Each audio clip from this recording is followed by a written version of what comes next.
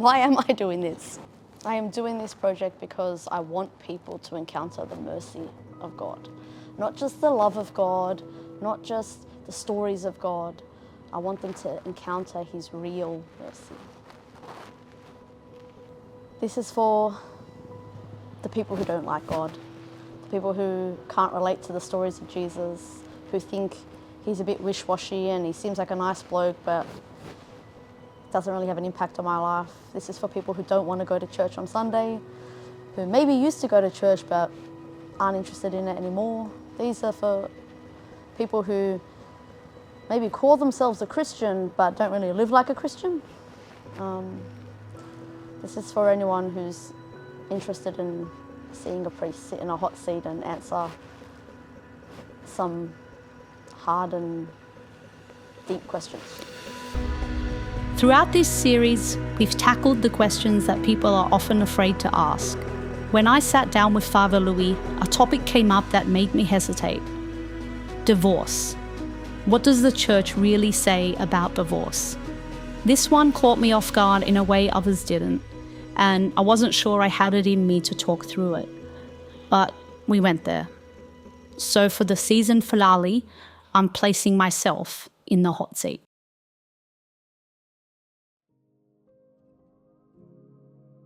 This is not a problem that's outside the church, right? Like, the people coming to church, sitting in the pews on Sunday, are living with divorce. They're divorced, their kids are divorced, their parents are divorced, their friends are divorced. This is a real problem. And the world sees the Catholic Church and their view on divorce as so unjust, so unreasonable, so black and white. It's so unfair, you know? And yeah, I can relate. I have definitely felt that about the church too. Sometimes people see it as, well, the church is so black and white, you know? It's like, here are the rules, here's the right and the wrong, what you can and can't do, and there's no grey, right? There's no exception to the rule, you know? And so much of life is lived out in the grey, like, and people, I guess people struggle to, when they can't follow the black and white, where they can't follow the rule, where life has thrown them a curveball or something's, you know, there's been like a struggle in their life, and they find themselves maybe in the grey. They're like, well, it's not for me, you know? Like, say, take for example the church's teaching on marriage and divorce, right?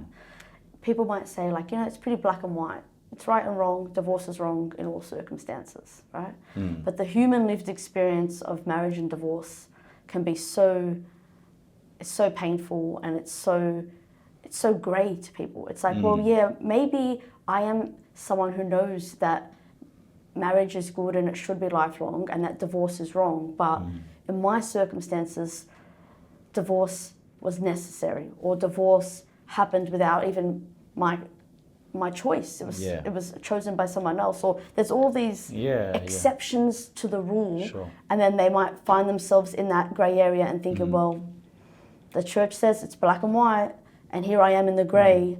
Do I still belong? Like, is there space for me in the church?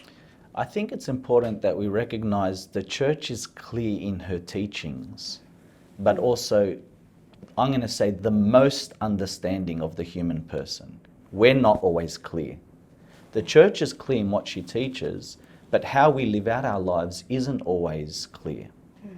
Often we stumble along through life. No rule is going to make someone an upright person.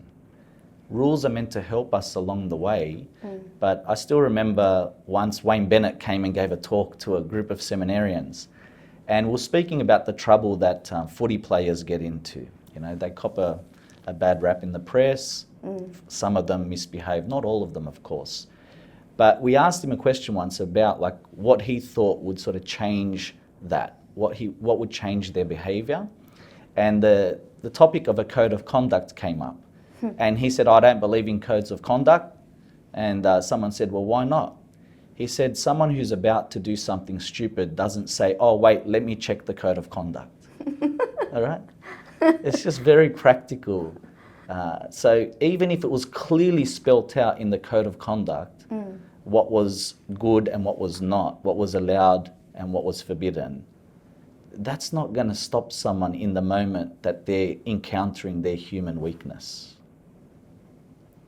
So the rule itself is not what makes a person upright. Yeah? So we need rules, we need teachings, and we need clarity on those things, okay? Because they set the path, they help us to see the path that we should walk. But we need grace. Yeah? That's what Jesus came for. So Jesus came to give us what we need to live the fullness of the law, if you like. What the law is unable to take us to itself, Christ brings us to through a loving relationship, through an encounter with Him. And talk about like not understanding the complexity. No one understood complexity like Jesus. And Jesus understands the struggles of every human person. Think of the woman at the well in the example that you gave. You know, He knows she's had 5 different people that she called her husband. She doesn't even know which one is her husband. His desire is to help her to really come to realize who she is as a daughter of God, as a child of God. So I think it's important that we do have clear teaching, but we understand that the church, who is the body of Christ, the bride of Christ, her way of helping people come into that truth that they're made for is very delicate, very compassionate, very gentle and understanding. And so, for example, as well, the question around divorce, the idea that it's very black and white, yes, in terms of what Jesus taught, that divorce is not a part of God's plan for marriage and family life. He wants us to live in good, faithful, fruitful, lifelong marriages because that's what's best for human flourishing. But it doesn't always work because of not a problem with the law, but a problem with human hearts. Yeah? So what does God do then? Does He reject humanity, abandon or condemn humanity? No. He sets up ways to help humans. And so the church has a whole tribunal that's dedicated to especially focusing on couples whose relationships didn't work out, you know. And what's the desire of the church in establishing a whole tribunal in such a thing? It's to help us, one, to know the seriousness of marriage, but also to help them out of the dark situation that they find themselves in, having gone through a civil divorce. So I think it's, people don't have a clear idea of how the church actually works and lives out her life in response to Jesus' teaching when they say, oh, the church is cold or just rule-based. It's far from it. It's a living organism. It's the body of Christ in a dialogue, a relationship with Jesus, who is our head.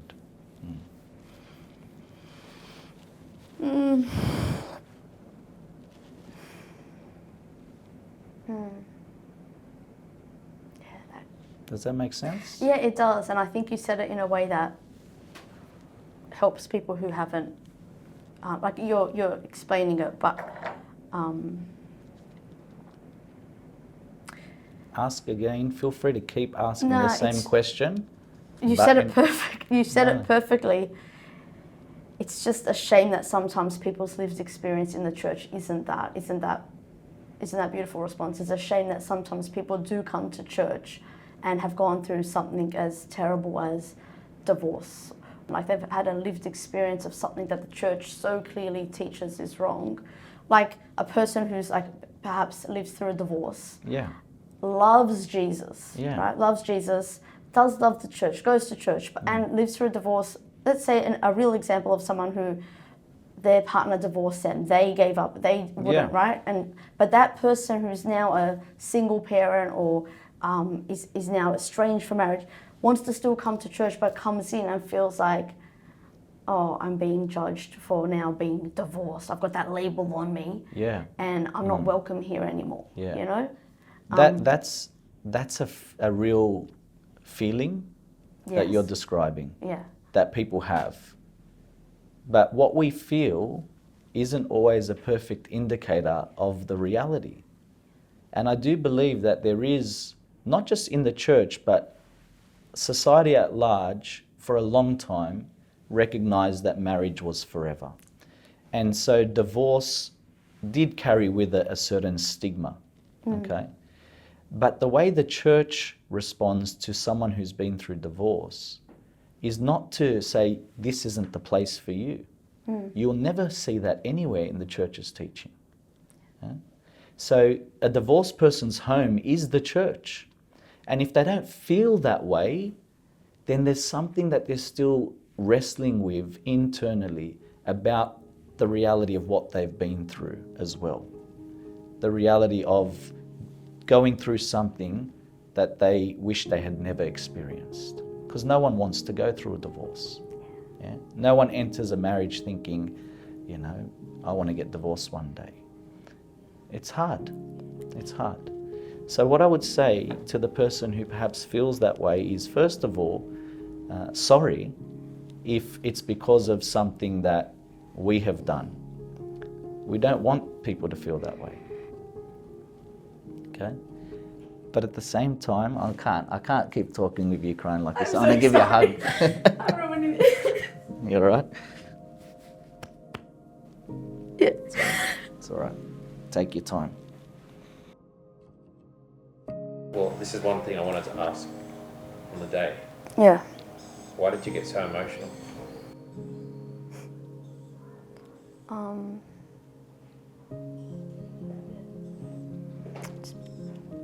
Because I know so many people who have suffered through divorce. It's... Those tears were of a lived experience, not a walk with experience. Yeah. So,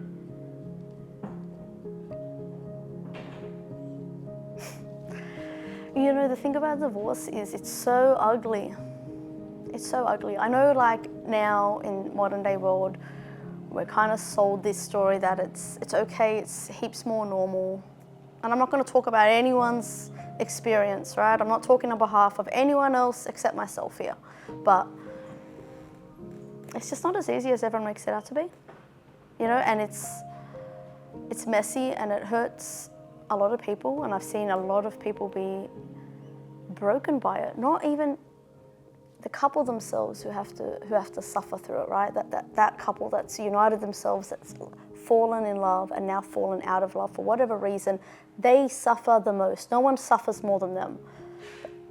Everyone around them suffers. Their siblings, their children, their parents, their friends. Everyone suffers. And it feels like almost everyone's impacted by this now. This is not what it was like when I was a kid, where it was such an anomaly and it had a stigma and, you know, it was hush-hush and not many people went through it. Now, so many people have gone through it.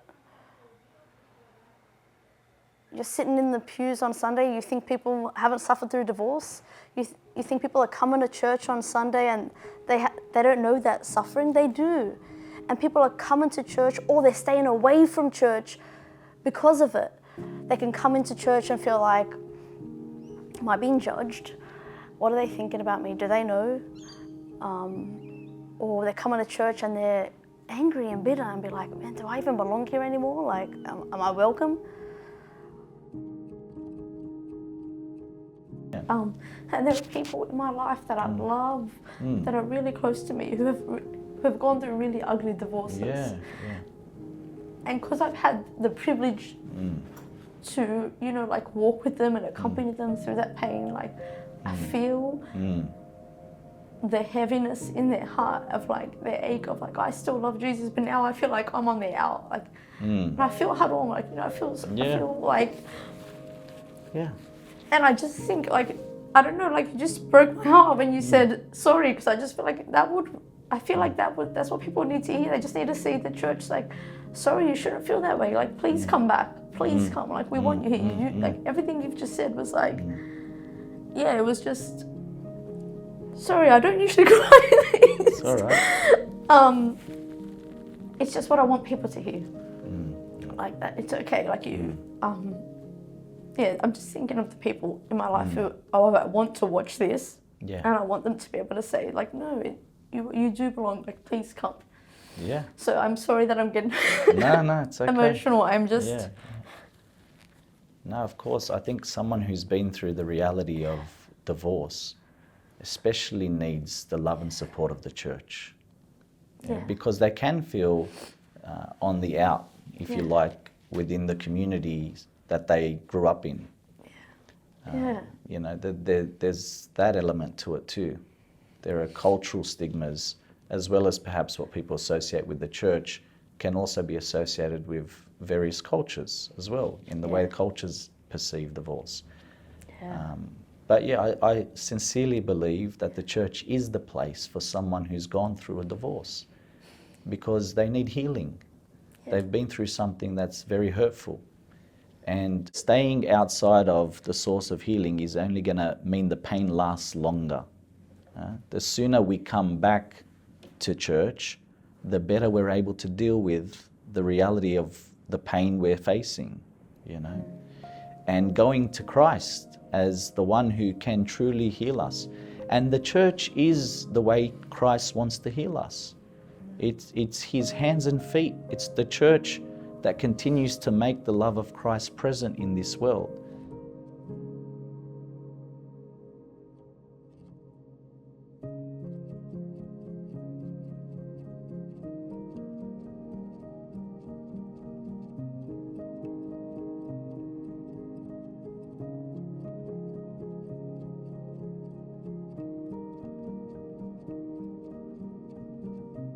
I want to also make it very clear that nothing of what I've said contradicts that the divorce, the teaching of the church on divorce is clear. Yeah. And that Jesus made that clear. I always tell people that the church's teaching on divorce is Jesus' teaching on divorce. We didn't make it up. It's what Jesus taught. Yeah. Divorce is not of God's plan. Yeah? So when we stray from God's plan, what do we need? We need to be reconciled. Yeah? We need to bring our life back into order with God. Now that doesn't mean going back necessarily to a relationship that's no longer reconcilable. We want to make every attempt to do that, but we understand that that's not always possible because of the complexity of the human person. Yeah? So what do? Well, we say, come to the church. Go to the marriage tribunal. Seek a good pastor who's going to listen to you, accompany you, and lead you to the life that you know is going to be for your fulfillment, which is life with God, not without Him. Yeah.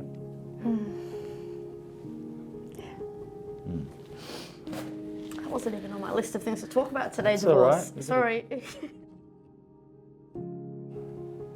I don't know why I cried so hard, but I do know, because I just think that sorry, that one word that he offered where he was like, if you have felt that, I'm sorry, that should not have been your experience. I can still feel it.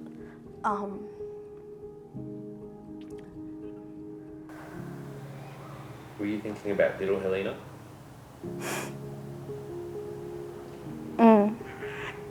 What would you tell her?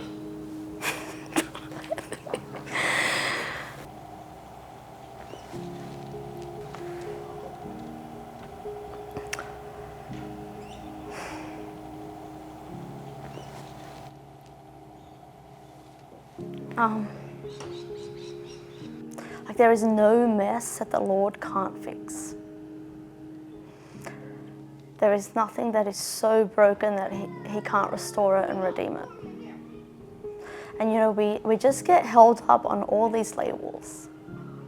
I have done that to myself. I have labeled myself with things. I have made it my identity. That's who I am. I'm the product of this, you know, like we carry these identities around and we really believe it about ourselves. And it's so untrue.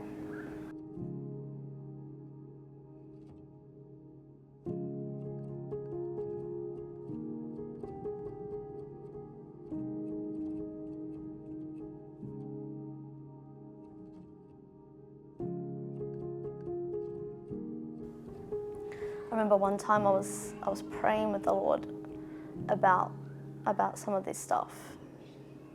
And I remember I was just like falling apart, kind of crying, and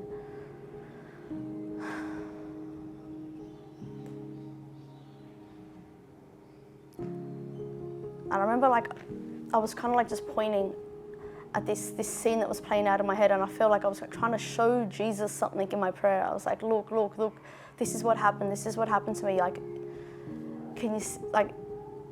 I was trying to show him my pain, and I remember Jesus just like putting his hands on my face and kind of cradling me and telling me, "This is not your story.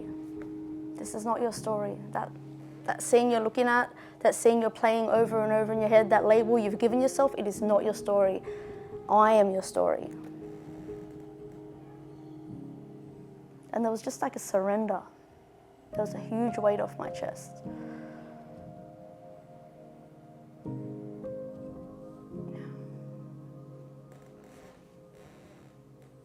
I am your story, he said.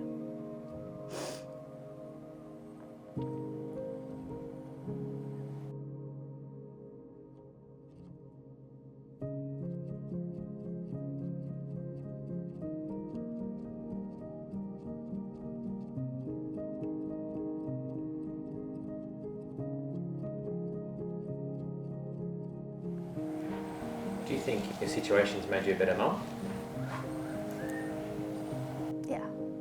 Yeah.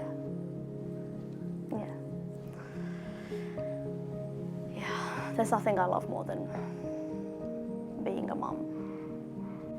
Do you think your situation's made you a better wife? Work in progress. Yeah, I value marriage differently.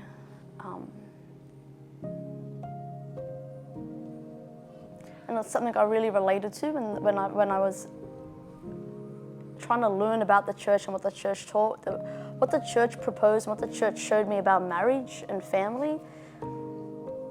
I just resonated with it. I felt like this is what marriage should be. It's not, I haven't lived up to it perfectly, and it's not as easy as I thought it would be. But I see a value in marriage that maybe society doesn't see anymore, but the church has certainly upheld, and I think it's important. It's more important than we realize.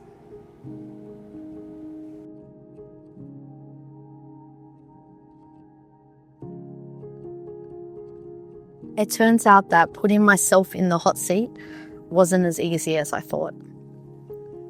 Father Louis met me with love and compassion on a topic that's really hard to talk about, which I think people need to see.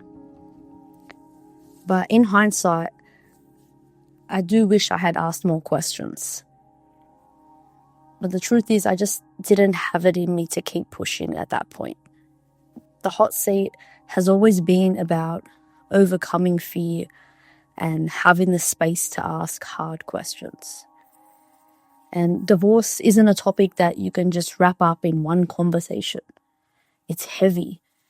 People want answers and they want clarity. So this conversation, it wasn't the end of this topic. It's just the beginning.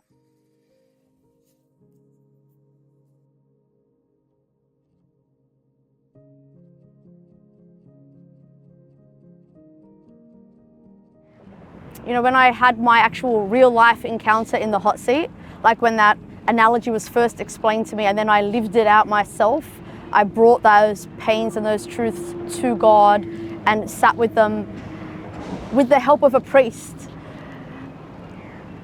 That was the beginning of a healing journey for me. That was an opportunity for me to encounter his healing. Like, yes, I encountered his mercy, I encountered his compassion, I encountered his forgiveness, but I encountered healing. And I think that is what the world is so desperate for right now. Like, I don't know a single person who isn't in need of healing in some way, you know? And we shouldn't be afraid. We shouldn't be afraid of hot, controversial topics, of talking about the hard stuff. Like, where else to talk about this sin here at the church. Who better to help than the church?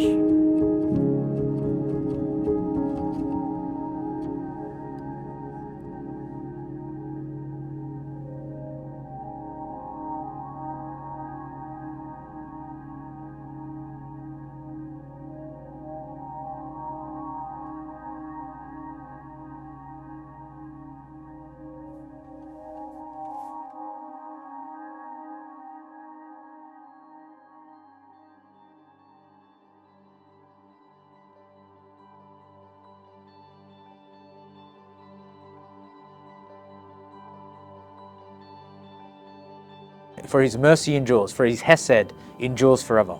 Again and again and again and again, because we don't believe it. Compare yourself to God's mercy. Instead, Jesus is saying, as your standard for mercy to others should be that of God, your standard to yourself for mercy should be that of God. I never think of God as being that merciful. Merciful to the good people, to the people who are willing to repent. Yeah. But they're the people who need that most. He's saying, this is hard, but I'm bringing these people back. Can you be happy with me?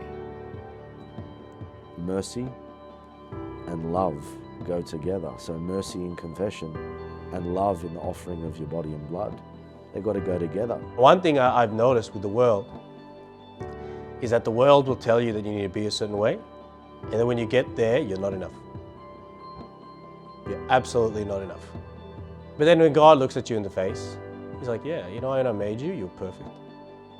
And you are very good. And here is where you can just be you with me. We're obsessed with comparing ourselves to other people. It's something we all do. God does not look at you in comparison to this other person. God is just looking at you. You're the person that I've called to do this job in this place. I haven't called anybody else. In that sense, you are irreplaceable. Forgiveness isn't so much a feeling.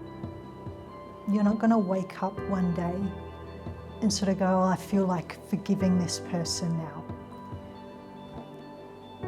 Forgiveness is more of an act that's going to call something out of you. And it's an act of merciful love. The theme of all of Christianity is mercy. It's a gift. It's grace. It's a present that I don't deserve. That's what Christ does. And that's why we want in our Sunday Masses at church, we want the worst sinners to rock up. Like, that's where we want you, and not to condemn you, because we can't condemn you. We're all sinners in front of God. But it's to love you into goodness. That can be something that people can hold on to in suffering, right? Okay, Christ is risen. That means that this is not over. This is not the final word. And that if I keep trusting in God, He's already this is the one that's already shown me that not even the worst thing in the world is too much for Him. He can make something good of it. Demonic lie is that you have to stay where you are. That's why you can't go back to church, because it's going to be too painful. But like the Gospels are clear, the lost sheep, the prodigal son, you know, it's like God is just wanting to embrace you. God is enough. God is what you and me are longing for, and it's worth giving up everything for God. Everything about my life is God's mercy. I could not be who I am today or do what God asked me to do if it wasn't for His mercy that I receive constantly. It's hard to describe it, because God's mercy is loving sinners.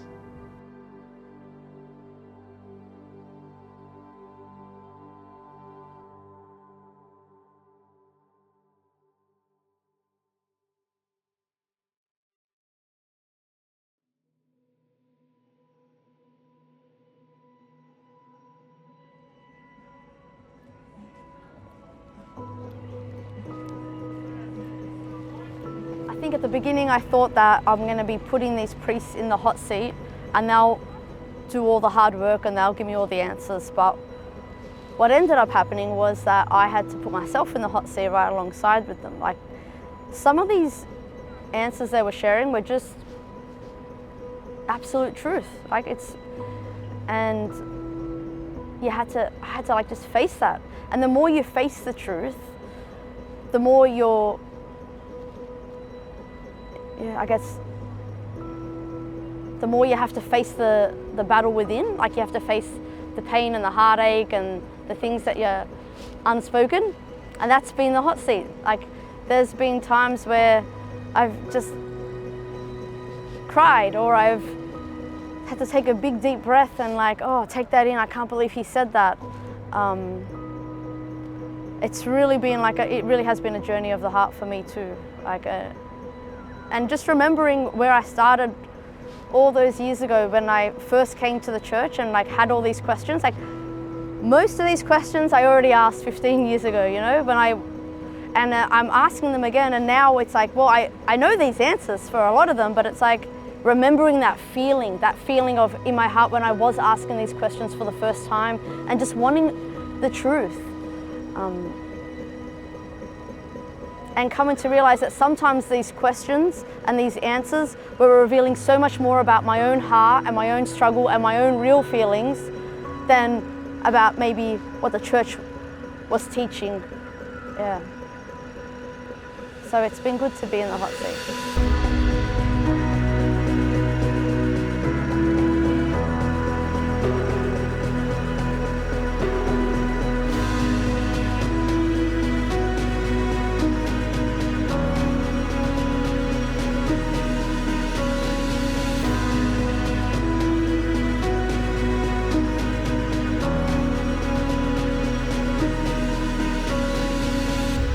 I think there's even deeper questions to be asked, like deeper heart issues, deeper pains, deeper sorrows. All of it can be put in the hot seat.